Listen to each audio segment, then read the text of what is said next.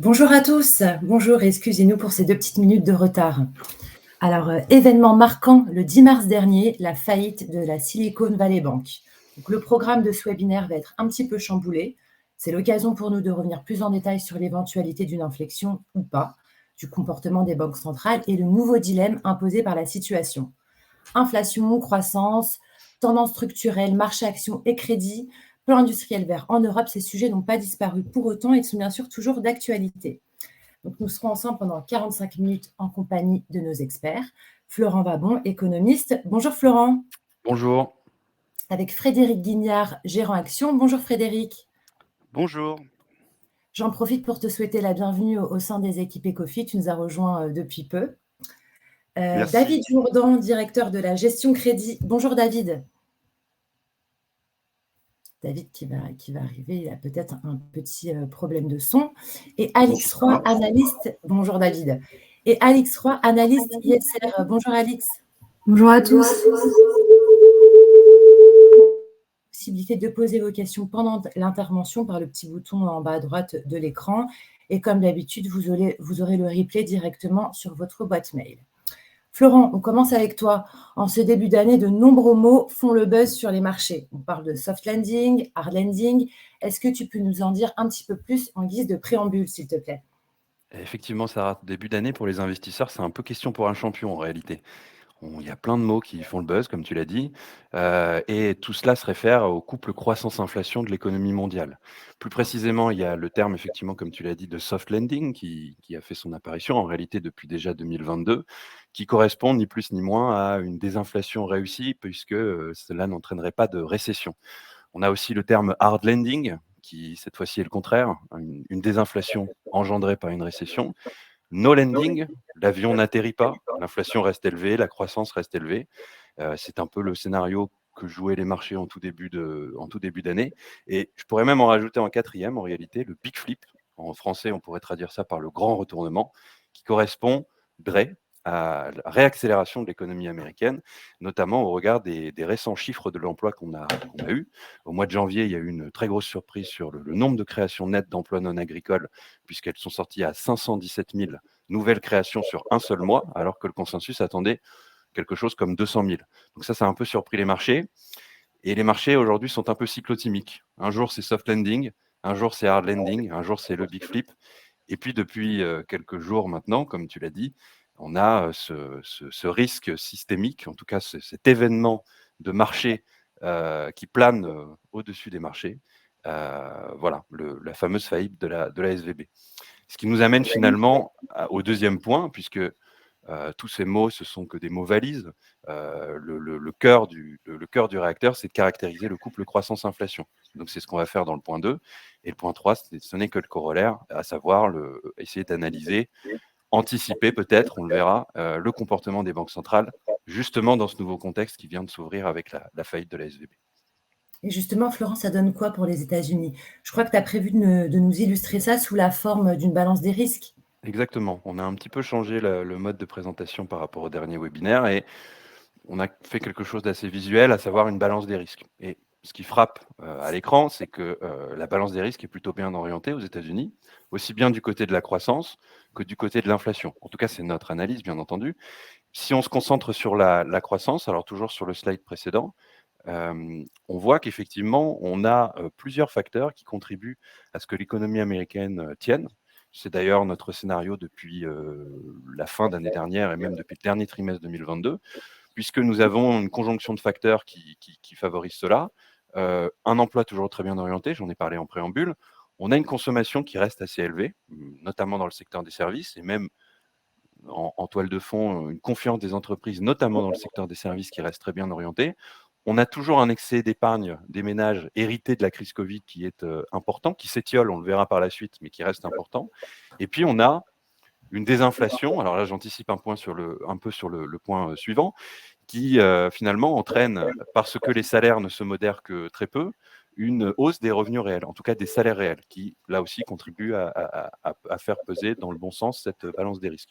On a malgré tout quelques sujets, notamment sur le secteur manufacturier, avec des nouvelles commandes qui sont mal orientées. On a des craintes sur le marché immobilier, bien sûr.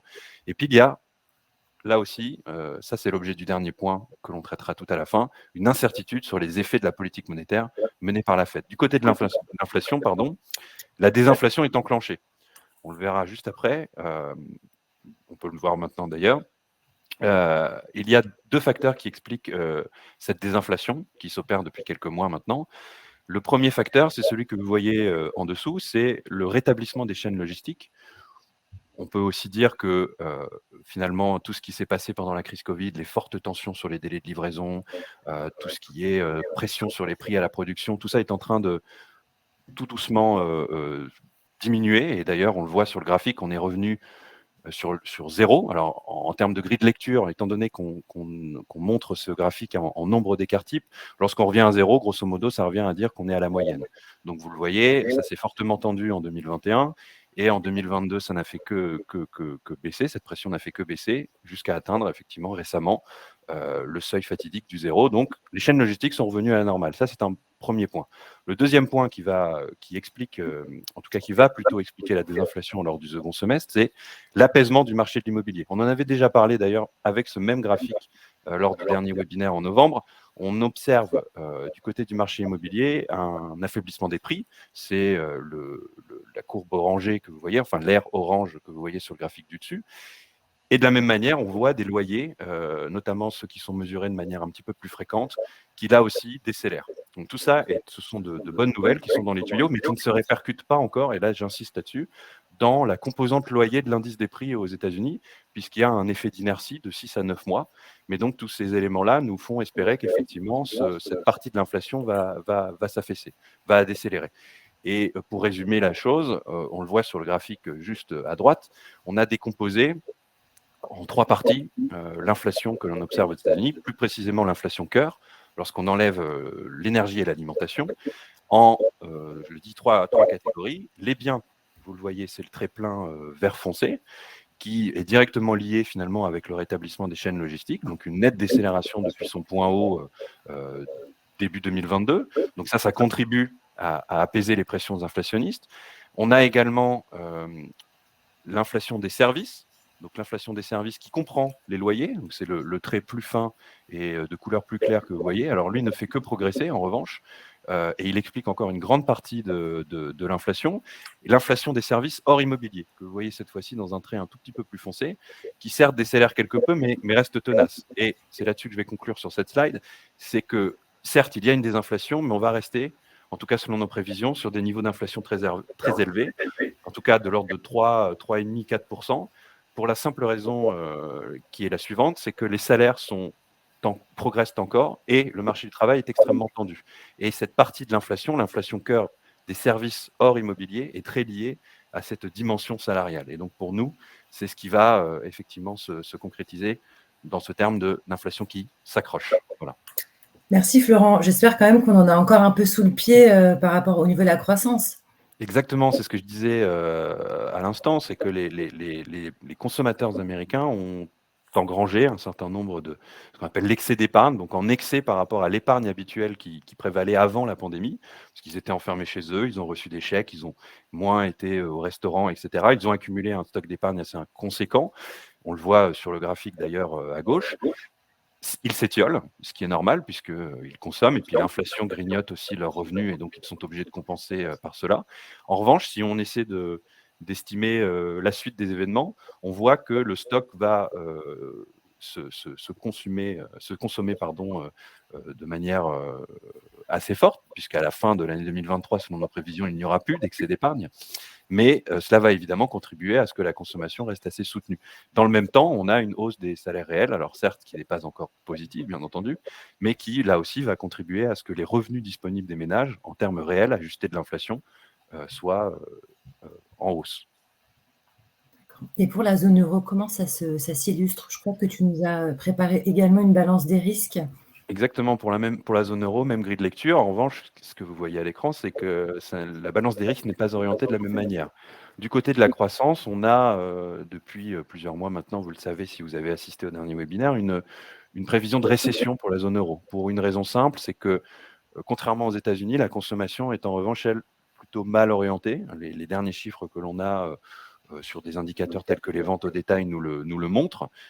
Et de la même manière, il y a toujours de l'inflation et cela grignote également le revenu réel des ménages.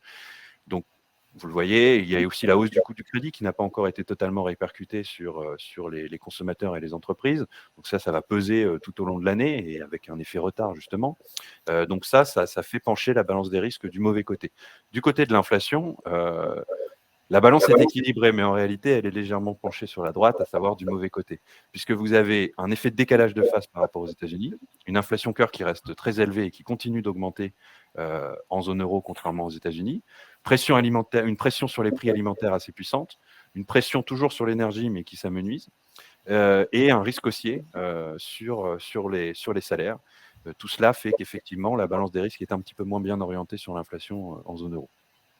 Effectivement, et oui, c'est plutôt clair. Comment ça s'illustre? Est-ce que tu peux aller un petit peu plus loin? Bien sûr. Donc sur l'inflation, il y a quand même une bonne nouvelle, je viens de le dire, c'est que les prix de l'énergie, tout particulièrement les prix du gaz, qui ont alimenté un certain nombre de craintes en 2022, notamment de récession très marquée en raison de l'arrêt de l'approvisionnement en gaz par la Russie. Bien finalement, on voit que ces tensions se sont largement affaissées, notamment sur le graphique de droite. Alors, ce ne sont pas les prix spot, mais les prix de contrats qui sont négociés sur les marchés financiers, mais ça donne la même image, c'est-à-dire que les prix du gaz ont considérablement baissé.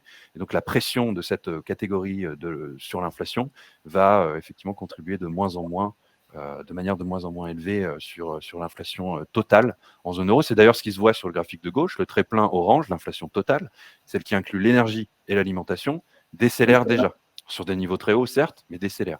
Ce n'est pas le cas de l'inflation cœur, et c'est un véritable sujet pour la Banque centrale européenne. Très bien. Alors justement, comment, enfin, quels sont les éléments qui pourraient entraîner cette récession sur la croissance? Alors, très rapidement, un des éléments que j'ai cité tout à l'heure, c'est la consommation. Et alors, si on regarde les ventes au détail, c'est le graphique de droite, qu'on les regarde sur la fréquence avec laquelle elles sortent, ou bien si on lisse un petit peu en faisant des moyennes pour observer des tendances, on voit qu'effectivement, le consommateur en zone euro, enfin la consommation en zone euro, pardon, par le prisme de ces ventes au détail, est assez mal orientée. Il y a une grande incertitude sur cette contribution dans le PIB, notamment en France ou en Allemagne, qui sont les deux principaux poids de la zone. Et nous, notre sentiment, c'est qu'effectivement, cette consommation va continuer de s'étioler tout au long de l'année.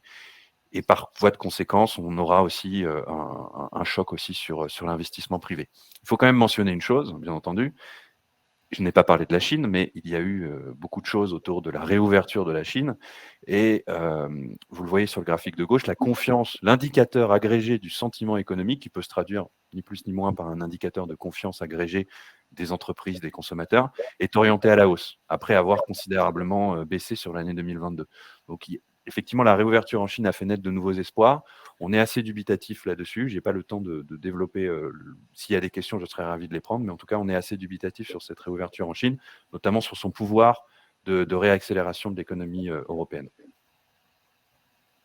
Très bien, on va passer aux prévisions. Florent, je te laisse commenter ton Prévision scénario. très rapidement. Donc, je le disais, on est positif sur les États-Unis. On est au-dessus du consensus, mais c'est le cas déjà depuis 2022, puisque on ne prévoyait déjà pas de récession en 2022. Nous n'en prévoyons toujours pas en 2023. Pour la zone euro, on est là aussi en dehors du consensus, puisqu'on prévoit cette fois-ci une récession et en moyenne annuelle une contraction du PIB, ce qui n'est plus le cas du consensus, je l'ai dit, par rapport à cette réouverture chinoise. Sur l'inflation, désinflation, mais sur des niveaux très élevés, au-delà des cibles de 2% des banques centrales. Merci Florent. Alors, je crois comprendre qu'aujourd'hui, il y a un débat autour de l'idée suivante. La transmission de la politique monétaire ne se fait plus tout à fait comme lors des cycles précédents. Est-ce que tu peux nous en dire plus et en profiter du coup pour nous livrer tes vues sur la Fed et la BCE? Ouais. Alors, en guise d'introduction, peut-être essayer de rappeler ce que nous dit la littérature économique à ce sujet, à savoir, à partir du moment où on augmente les taux directeurs, enfin, où les banques centrales augmentent les taux directeurs, à partir de quand est-ce que ça se déverse de manière très concrète dans l'économie? Dans les années 60-70, on a Milton Friedman et Anna Jacobson Schwartz qui ont commencé à regarder ces choses-là, notamment en regardant comment la variation de la masse monétaire influencer la variation, en tout cas le niveau du PIB et la variation de l'inflation. Et ce qu'ils ont découvert, c'est que finalement, il y a un effet qui est à la fois long, c'est-à-dire à partir du moment où on commence à remonter les taux ou au contraire à les desserrer, on a un délai long pour que ça se déverse dans l'économie, et surtout variable. Et j'insiste sur ce terme puisque c'est ce qui anime les investisseurs aujourd'hui et les débats, c'est de savoir combien de temps. Selon eux, si on applique un petit peu leur méthodologie, on a aux alentours de 7 à 20 mois pour avoir le pic d'incidence sur l'inflation. Il y a d'autres méthodologies où on peut représenter l'économie avec des équations et puis on les choque comme avec un défibrillateur et on regarde comment ça réagit à une hausse de taux d'intérêt directeur, par exemple. Et on voit effectivement que le pic d'incidence se retrouve là aussi de manière assez décalée dans le temps, aux alentours de 7 à 24 mois là aussi. Donc un délai long et variable.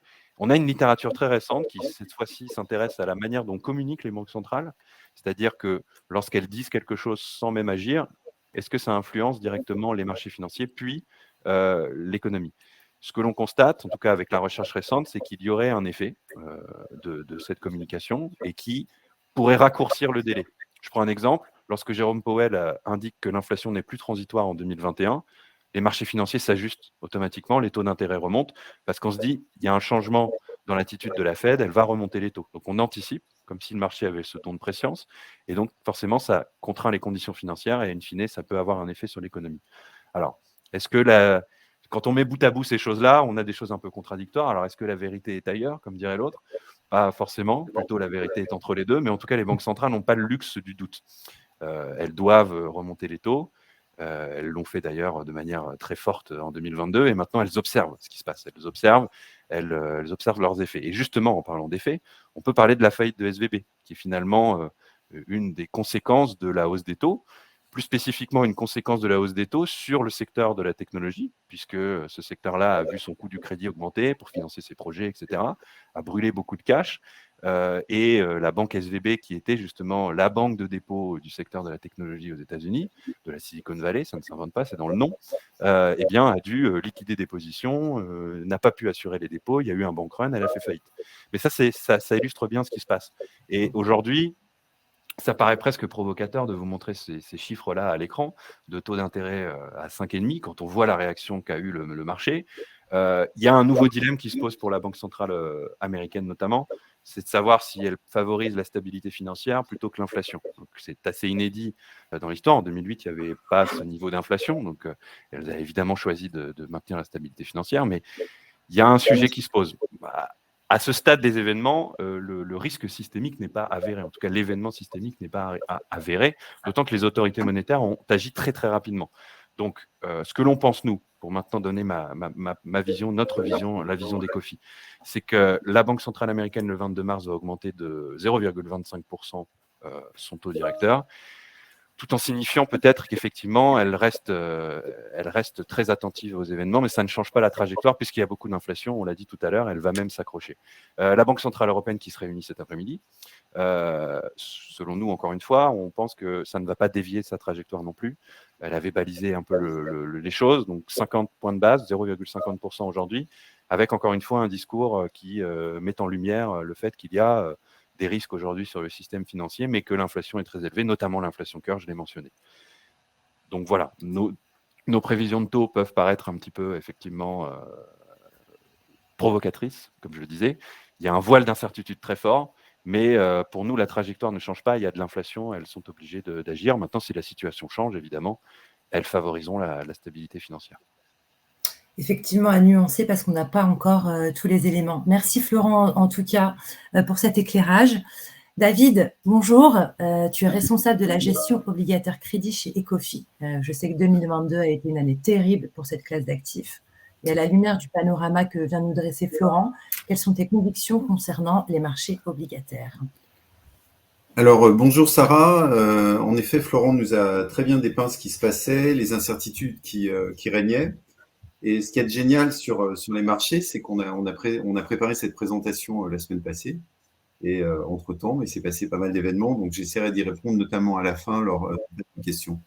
Malgré tout, même si c'est une année oubliée, cette année 2022 que j'ai qualifiée d'enfer obligataire, je vais quand même essayer de vous rappeler quelques mauvais souvenirs avec quelques graphiques pour vous montrer de quoi il s'agissait. Ensuite, je vous parlerai d'autres points de l'année 2023, puisque c'est quand même ce qui nous intéresse. Donc l'année 2022, c'est quoi?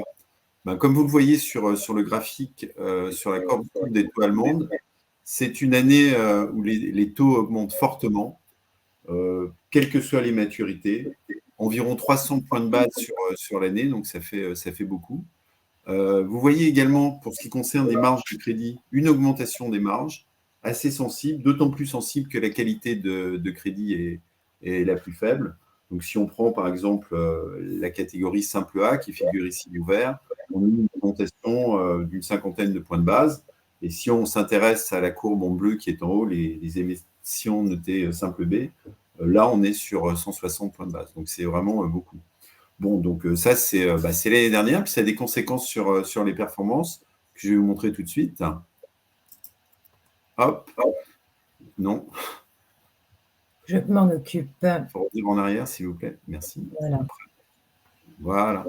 Donc, des performances négatives généralisées, quel que soit le segment, quelle que soit la qualité de crédit. Et finalement, en 2022, les seuls véhicules, ou quasiment les seuls qui ont fonctionné, c'est des outils, par exemple des EPCM monétaires. On en a un qui est très bien chez nous, qui s'appelle Ecofi Trésorerie, qui affichait une performance positive de plus 0,14. Bon, allez, on passe à la suite, on passe à 2023. 2023, oui, parce que David, j'espère que les prévisions de Florent t'encouragent à tenir un discours un petit peu plus optimiste. Eh bien oui, j'espère que ce sera l'année de la résurrection. Alors pourtant, il y a des choses qui peuvent inquiéter. On a des taux directeurs qui augmentent. Bon, Florent vous a indiqué ce qu'il attendait et ce que nous attendons pour ne serait-ce que cet après-midi avec la BCE. On a des tensions sporadiques sur les taux souverains. Alors si vous vous amusez à faire une course sur les taux souverains au cours de la dernière semaine, vous ne serez pas déçus. C'est vraiment le roller coaster. On a par ailleurs une courbe des taux inversée qui est plutôt généralement annonciatrice d'une récession. Donc tout ça, ça fait un petit peu peur. Et puis, on le sait, hein, avec l'inflation, on attend une détérioration des métriques de crédit des entreprises. Donc, vous voyez ici des graphiques de taux. Vous voyez également des graphiques sur les marges de crédit. Donc, ça peut un petit peu inquiéter. Mais il faut regarder aussi la suite des événements. Donc, la suite des événements, le point positif, ce sont les taux de rendement. Ils sont élevés en valeur absolue. On ne pense pas que l'activité macroéconomique soit amenée à s'écrouler. On sait que les défaillances d'entreprises vont augmenter, mais elles vont demeurer contenues. Et on part de niveaux très, très bas. Il y a très peu de faillites d'entreprises au cours des dernières années. Et les perspectives qui sont dépeintes, notamment par les agences de notation, on est sur du 4% peut-être pour l'exercice 2023. Après, naturellement, il y a tout un tas d'inconnus. Et on verra bien comment les choses pourront se dérouler. Très bien. Donc, 3 facteurs qui nous incitent à l'optimisme, les taux de rendement qui ont retrouvé des niveaux élevés, l'activité économique qui ne devrait pas s'écrouler et les défaillances d'entreprises qui devraient augmenter modérément. Donc, au regard de ces 3 facteurs, quelle stratégie d'investissement obligataire, du coup, te paraît la plus adaptée ? Alors, en fait, la réponse est toujours la même. Hein. Ça dépend un petit peu de votre appétence au risque et de vos anticipations et puis aussi de votre horizon de placement. Donc, si vous êtes quelqu'un de très prudent, que vous ne savez pas trop où ça va, le monétaire, c'est une bonne réponse. On a retrouvé des taux de placement positifs, donc ça nous change des années antérieures. On a des véhicules qui sont un petit peu plus offensifs. Ce sont des fonds crédit à faible sensibilité au risque de taux. Donc, par exemple, Ecofi annuel qui répond à cette exigence. On a un autre fonds qui s'appelle Épargne éthique obligation. C'est un fonds obligataire classique, très engagé du point de vue ISR, avec une sensibilité au risque de taux qui est contenue, qui est comprise généralement entre 3 et 5. Et puis, on a un autre véhicule, c'est un fonds à échéance. Le principe de ces fonds est assez simple et il s'agit de figer un taux de rendement actuariel à l'achat et puis d'attendre l'échéance pour obtenir cette performance si tout se passe bien, si le gérant fait bien son travail, s'il n'y a pas de catastrophe. Alors, l'objectif, c'est de battre la performance du NOAT, donc d'un emprunt d'État français à échéance avril 2026, plus 1% au niveau des coupons. L'idée, c'est de faire un mix entre des obligations de qualité investissement et des obligations de qualité spéculative qui ne peuvent pas dépasser 50% de l'ensemble. On a une sensibilité au risque de taux qui va décrescendo au passage du temps. Donc actuellement, elle est aux alentours de 2,70. Le niveau de risque, c'est de 2 et l'horizon de placement, j'ai déjà dit, c'est avril 2026. Donc il y a des risques, ce n'est pas des véhicules garantis, loin s'en faut. C'est une gestion discrétionnaire, c'est une gestion active. À la différence d'autres produits qui peuvent exister sur le marché, ce n'est pas une gestion buy and hold, c'est-à-dire qu'on essaye de profiter des mouvements de marché. Quand on trouve qu'un crédit est trop cher, on le revend, on essaye de substituer un autre. Si on considère que les risques pris sur une entreprise sont trop importants, on essaye de sortir avant que ça ne se passe mal. Donc voilà, on essaye d'être mobile, d'être dynamique et de bouger, d'avoir une gestion active sans déformer d'une journée à l'autre la structure globale du portefeuille. Merci David. En effet, une gamme quand même très large, adaptée à différents profils, qui s'étale sur des niveaux de risque et horizons d'investissement variés. Je vous rappelle quand même qu'investir comporte des risques et notamment de pertes en capital. Il est primordial de consulter le prospectus complet et le document d'information clé avant toute décision d'investissement. David, on va terminer avec les espérances de rendement à 1 an sur les marchés obligataires crédits. Alors, les données qui figurent sur ce slide ont beaucoup bougé parce qu'on avait arrêté les données à vendredi passé. Comme vous le savez, il y a eu un certain nombre d'événements. Donc, vendredi passé, on imaginait qu'avec un niveau de taux donné sur l'Allemagne à 2,85 et un niveau de marge de crédit de 155 points de base, à 1 an, on pouvait espérer faire une performance de l'ordre de 4,20%. Sur des obligations de qualité spéculative, on était sur du 4,89 avec les conditions de marché qui prévalaient. J'ai regardé hier soir avec les nouvelles conditions.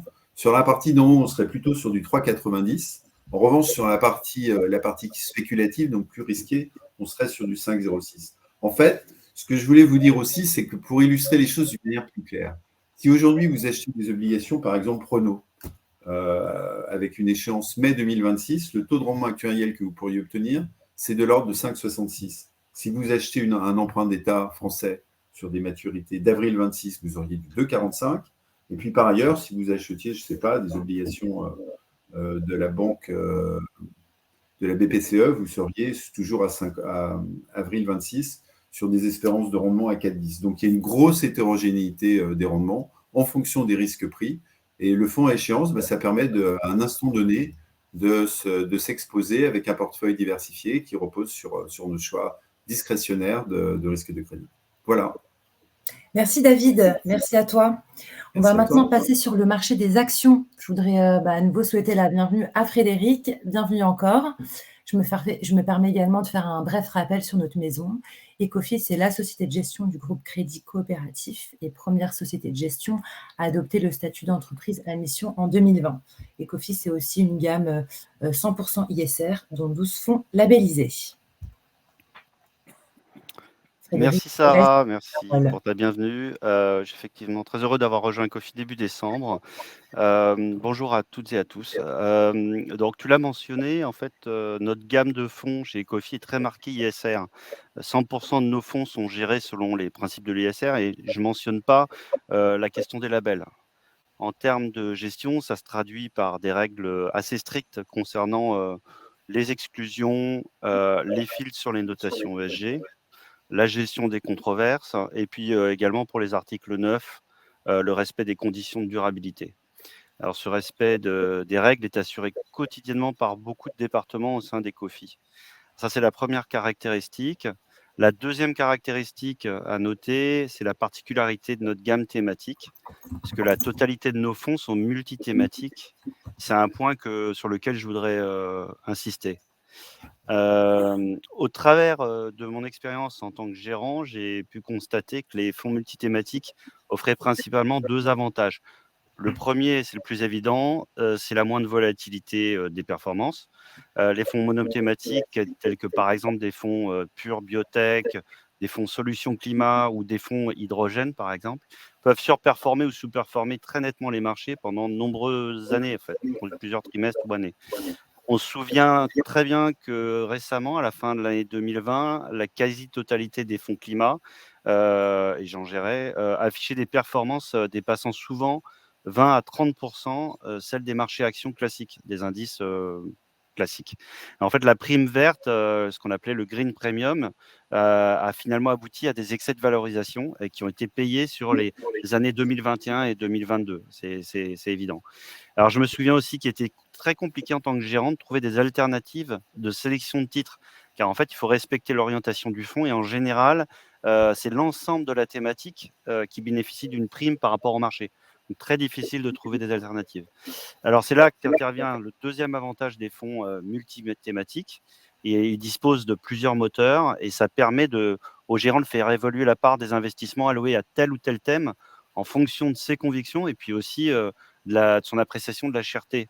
Et donc, trouver des alternatives face à l'engouement du marché pour une ou plusieurs thématiques. Voilà. D'accord, c'est justement d'ailleurs la grande force de la gamme des fonds thématiques d'Ecofi. Oui, alors c'est l'un des atouts des fonds tels qu'Ecofi Enjeux Futurs ou Ecofi Trajectoire Durable, qui ont été bâtis autour d'enjeux durables et dont les différents thèmes traitent du bien-être de l'homme et de la planète. Alors, ces deux fonds cherchent à investir sur des sociétés qui apportent des solutions à de multiples sujets écologiques. Alors, vous trouvez le réchauffement climatique, la gestion des ressources, la pollution, la biodiversité, mais vous avez aussi les sujets qui concernent l'homme et l'accroissement de la population, le vieillissement, l'élévation du niveau de vie, l'éducation. En fait, ce sont des sujets de long terme à croissance forte et structurelle qu'on appelle méga tendances et qui ont vocation à croître à des rythmes supérieurs à celui de l'économie. Très bien, merci Fred. Alors effectivement, Ecofi Enjeux Futurs, Ecofi Trajectoire Durable et Ecofi Agir pour le climat, c'est vrai qu'ils répondent à ces enjeux. Donc ce sont tous des fonds labellisés ISR. Ecofi Agir pour le climat, lui, est triple labellisé puisqu'il a également le label Greenfin et le label solidaire Finansol. Ecofi Enjeux Futurs et Ecofi Trajectoire Durable sont tous deux investis sur des thématiques, celles que tu viens de nous parler, liées à l'homme et à la planète, l'un à l'international et le second sur la zone euro. La petite différence avec Ecofi Agir pour le climat, c'est que lui, c'est un fonds multi-actif à dominante action, investi sur des éco-activités et des obligations vertes. Le reste étant consacré aux titres solidaires, avec aussi une thématique liée également à la protection de l'environnement. Donc, Fred, quel type de valeur compose le fonds? Est-ce que tu peux nous donner un exemple représentatif? Il y a énormément de valeurs, donc j'ai préféré en sélectionner une par fonds. J'ai pas mal sur les slides, j'espère que tout le monde peut les voir. Alors pour le fonds Ecofi Agir pour le climat, qui est le fonds Greenfin dont tu as parlé, multi-actif, j'ai sélectionné Waga, qui est assez emblématique. C'est une société qui représente environ 2 de la poche action du fonds. C'est présent dans le biométhane. Alors, c'est un spin-off de Air Liquide, qui est encore présent au capital. Alors l'idée de départ, c'est que les décharges émettent une multitude de gaz qui proviennent de la décomposition de matières organiques et notamment du méthane. Alors ce que je savais pas, c'est que j'ai appris il y a l'année dernière, c'est que le méthane était 20 fois plus néfaste que le CO2 pour le réchauffement climatique. Et donc la réglementation européenne notamment impose que ces émanations soient canalisées et puis brûlées directement sur le site, ce qui émet du CO2, mais qui constitue aussi un certain gâchis énergétique.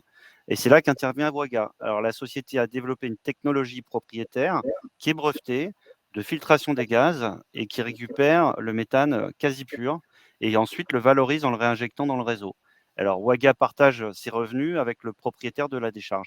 Le business est très profitable en termes de. Ouais, les marges sont vraiment très confortables. C'est ce qu'on appelle un win-win à la fois pour Waga, pour le propriétaire, mais surtout pour l'environnement, parce que ça permet de valoriser une ressource énergétique qui serait perdue et qui vient remplacer l'utilisation du gaz qui est extrait en général de la Terre. Alors ça, c'est la première valeur qu'on aime beaucoup à suivre. Alors une valeur également pour différenciante, un peu différente qu'on a aussi dans Ecofi Agir pour le climat, mais que nous avons dans le fonds Ecofi Trajectoire Durable. Extron, qui représente un peu moins de 3 de l'actif net du fonds, qui, on peut le dire, vient dans le thème des semi-conducteurs de puissance. Alors la société conçoit, fabrique et vend des machines qui servent à produire des semi-conducteurs et des semi-conducteurs un peu particuliers, puisqu'ils ont les propriétés d'avoir une meilleure conductivité et un moins de réchauffement. Alors, ils ne sont pas fabriqués à base de silicium, mais à base d'autres composés. En fait, c'est ça ce qui fait leur particularité.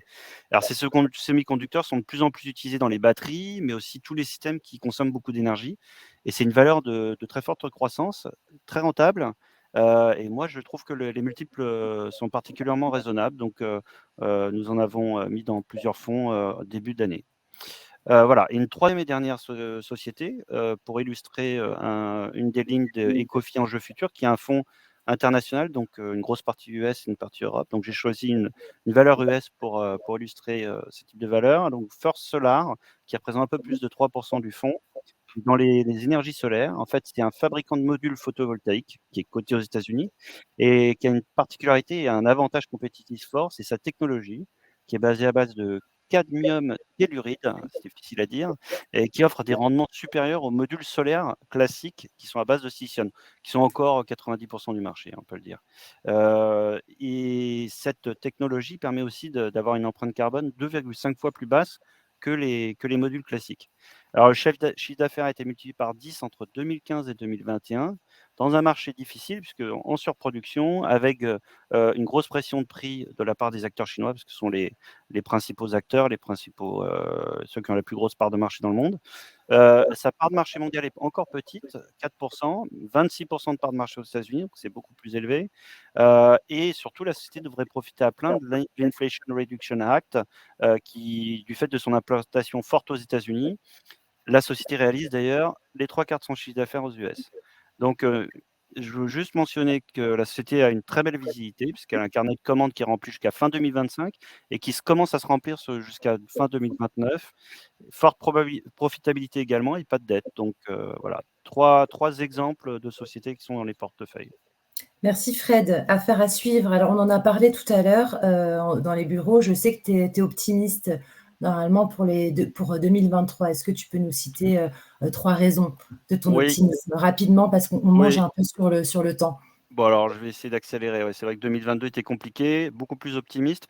Il y a plusieurs bonnes nouvelles. La première, c'est que, il y a eu, comme vous l'avez vu, en période difficile, beaucoup de plans d'investissement qui ont été lancés en Europe et aux États-Unis, sur des chiffres, qui sont vraiment, vertigineux. Alix, vous en parlera un petit peu plus tard. La deuxième chose et donc ça devrait soutenir la croissance, à plus long terme, de pas mal de nos thématiques. Le deuxième point, c'est que c'est la pression sur les taux qui a eu lieu l'année dernière, qui était vraiment très forte, 300 points de base, en 9 mois, donc forte et rapide. C'est assez exceptionnel, on ne s'attend pas, en tout cas, c'est pas le scénario chez Ecofi, à ce que ce scénario se reproduise cette année. Donc l'impact, même s'il y avait un scénario de hausse de taux, même si les taux montaient, ce serait probablement avec moins d'impact sur nos segments.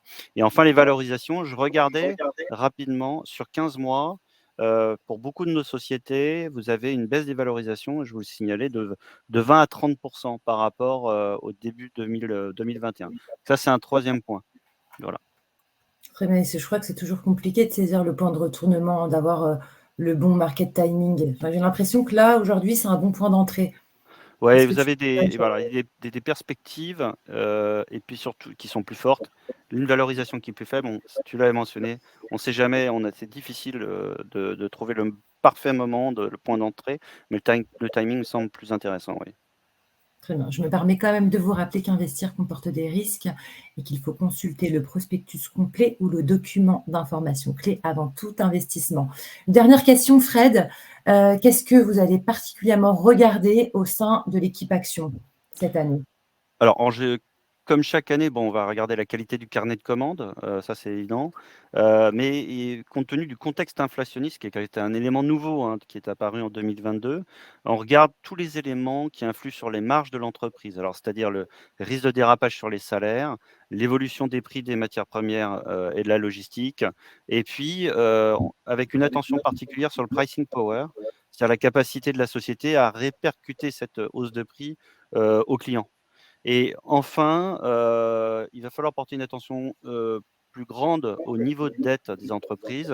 Regarder quels sont les niveaux de covenants, les risques sur les covenants, c'est-à-dire les niveaux maximum de ratio d'endettement qui sont rattachés à la dette bancaire. Et l'idée, c'est d'éviter les augmentations de capital dilutives, qui sont des pertes définitives de capital. Voilà, tous ces éléments, mis bout à bout, ont gagné en importance dans le contexte économique actuel. Voilà. Merci Fred, parfaite conclusion. On va maintenant parler plan industriel vert et IRA, ce qui va d'ailleurs dans ton sens, Fred, beaucoup d'opportunités, de nombreux investissements pour venir alimenter les thématiques de la transition énergétique couvertes par nos fonds. Alix, avant de nous en parler, est-ce que tu peux rappeler rapidement le contexte climatique européen et les réponses politiques qui ont été apportées à l'urgence climatique ces dernières années? Bien sûr. Alors, sur le contexte climatique, les experts du GIEC l'ont répété, ils l'ont martelé à plusieurs reprises, et vous avez dû probablement le lire. On s'attend à des changements sans précédent et puis surtout irréversibles sur le climat partout dans le monde.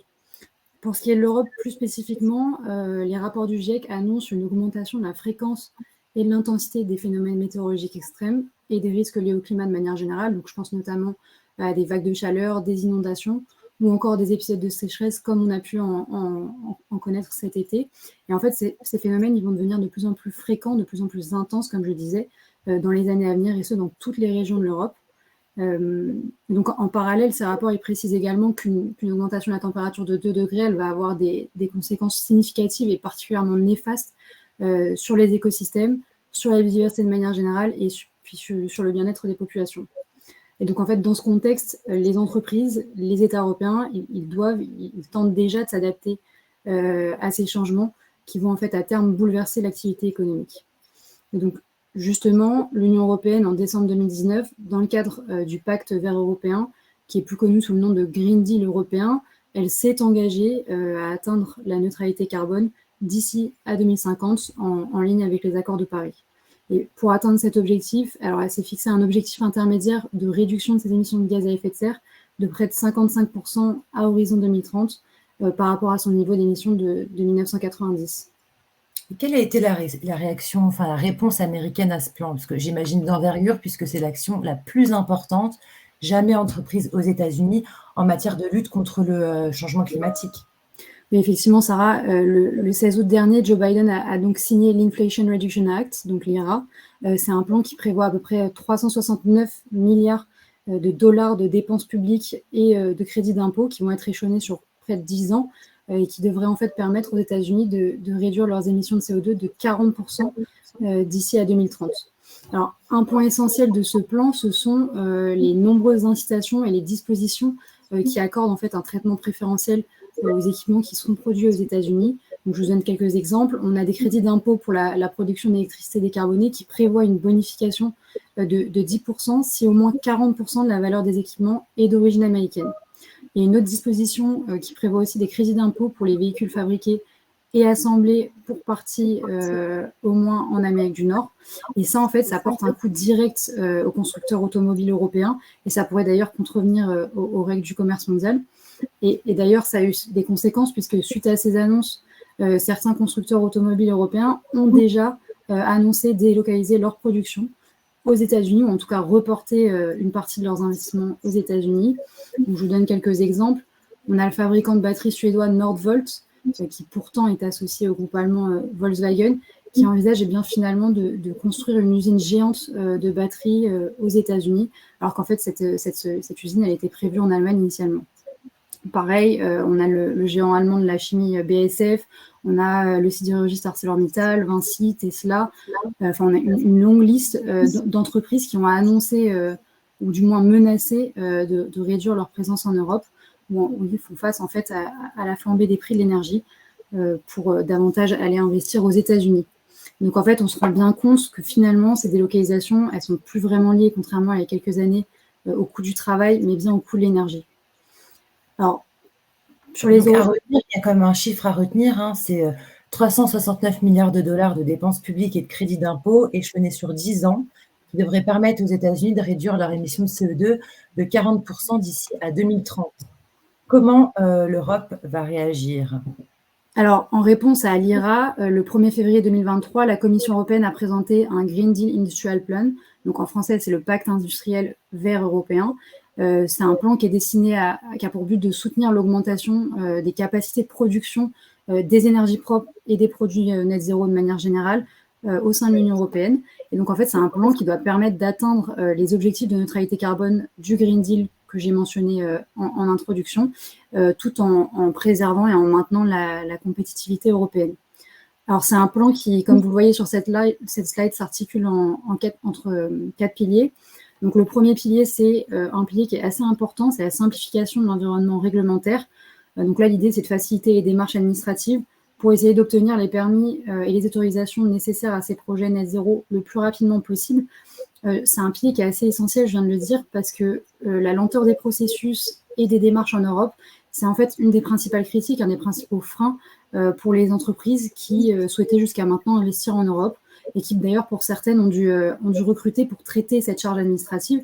Et d'ailleurs, ça contraste particulièrement avec les incitations plutôt simples, accessibles et bien comprises par les entreprises de l'IRA, qui a un plan plutôt très pragmatique.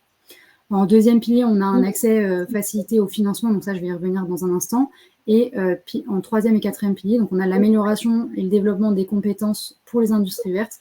Et enfin, le développement du réseau d'accords de libre-échange. Alors, concrètement, comment tout ça s'est financé ? Alors, c'est une très bonne question, puisque la question du financement, en fait, elle a été au cœur des échanges ces dernières semaines. À court terme, pour le moment, la mise en place de cette politique industrielle verte, elle va passer principalement par l'utilisation de fonds et d'instruments qui existent déjà. Donc là, vous les voyez sur cette slide. Je ne vais pas vous faire une liste à l'après-vert, mais on a déjà le plan Next Generation EU et le plan Repower EU, dont près de 250 milliards d'euros devraient être fléchés pour les États membres dans le cadre de ce plan industriel. Si la Commission, pour l'instant, elle reste encore assez vague sur les objectifs quantitatifs et sur les montants exacts par secteur, elle a en tout cas concédé un assouplissement des règles d'aide d'État qui va permettre en fait aux États d'augmenter leurs subventions qui peuvent accorder à des projets net zéro pour leur permettre de rivaliser avec les incitations américaines et chinoises. C'est des assouplissements il faut le savoir, sont quand même assez critiqués par plusieurs États en Europe qui ont peur en fait d'une fragmentation du marché unique, puisque ça pourrait profiter davantage à des pays comme l'Allemagne et la France. Alors, encore une fois, ces financements, ils doivent encore se préciser dans les mois, dans les semaines à venir, mais en tout cas, ce qu'on peut retenir, c'est que les montants totaux engagés sont à la hauteur de ceux qui ont été affichés dans le cadre de l'IRA. Merci Alix. Pour conclure, qu'est-ce qu'il faudrait retenir de ce plan ? Quels sont les secteurs et les produits qui l'impactent ? Alors, a priori, les solutions qui sont couvertes par ce plan, ce sont à peu près les mêmes que ceux qui sont couvertes par l'IRA. Vous les voyez sur cette slide. On a des énergies renouvelables, on a de l'éolien, du solaire. On a également de nouvelles énergies comme l'hydrogène et le biogaz qui sont au cœur de ce plan, et des solutions bas carbone, donc comme des solutions de séquestration et de stockage du carbone. Et moi, ce que je vous invite à retenir, c'est que même si ce plan, il peut être un peu difficile à saisir, parce qu'il repose sur un grand nombre de mesures, sur des plans qui font appel à la fois à des mécanismes de financement publics, mais aussi privés, finalement, on peut assez rapidement s'y perdre, qu'on soit expert ou non expert. Moi, ce que je trouve important de retenir, c'est que les thématiques abordées, elles sont communes et convergentes avec les plans américains et chinois. Donc, à travers cette course, cette compétition au financement vert, finalement, les thématiques de la transition énergétique, elles en sortent plutôt gagnantes. Ce sont des thématiques qui sont couvertes par nos fonds et qui devraient être favorisées à l'avenir. Et donc, en fait, ces plans, ils viennent s'aligner, ils viennent renforcer nos convictions sur le potentiel de croissance, de valeur investie par nos fonds que vous voyez donc sur cette slide, qui pour certains vous ont été présentés par Frédéric. Merci beaucoup Alix, merci à tous, c'était très clair. On a légèrement débordé sur le temps, donc on va passer la partie questions-réponses et je vais vous libérer. Sachez que pour ceux qui auraient posé des questions, on vous répondra directement sur votre boîte mail, on pourra échanger comme ça. Je vous donne rendez-vous dans quelques semaines pour faire le point. Merci à tous de nous avoir suivis jusqu'au bout et nous restons bien sûr à votre disposition pour toute question. Je vous souhaite à tous une très bonne journée. Merci encore. Merci, bonne journée. Merci à tous, à bientôt. Merci.